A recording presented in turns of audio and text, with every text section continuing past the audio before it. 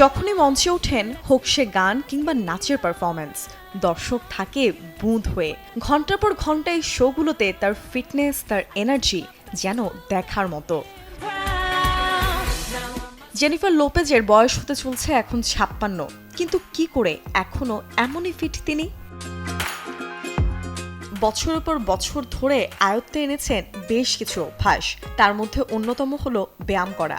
অনেকেরই ধারণা সুস্থ থাকতে হলে সপ্তাহের ৭ দিনই জিমে যেতে হবে বা বাসায় বসে করতে হবে বিভিন্ন ধরনের ফ্রি হ্যান্ড এক্সারসাইজ। কিন্তু জেনিফার লোপেজ সপ্তাহে মাত্র ৪ দিন নিয়ম করে শরীর চর্চা করেন।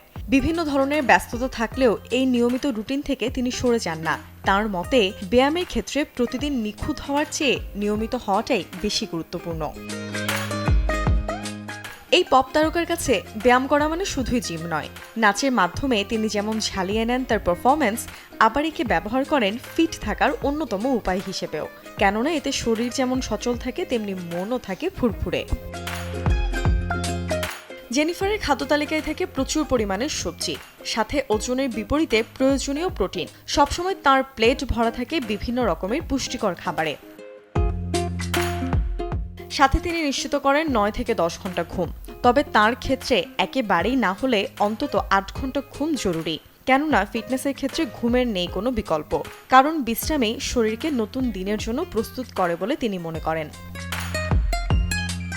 জেনিফার লোপেজ নিজের স্বাস্থ্য সচেতনতায় বাদ দিয়েছেন ধূমপান করা, এড়িয়ে চলেন অ্যালকোহল এবং অতিরিক্ত পরিমাণে ক্যাফেইনও। ক্লিন ডায়েট, নিয়ম মেনে ব্যায়াম আর পরিচ্ছন্ন জীবনযাপন, এইসব মিলিয়েই ৫৬ বছর বয়সেও তিনি রয়েছেন দুর্দান্ত ফিট। Desk report, channel 24।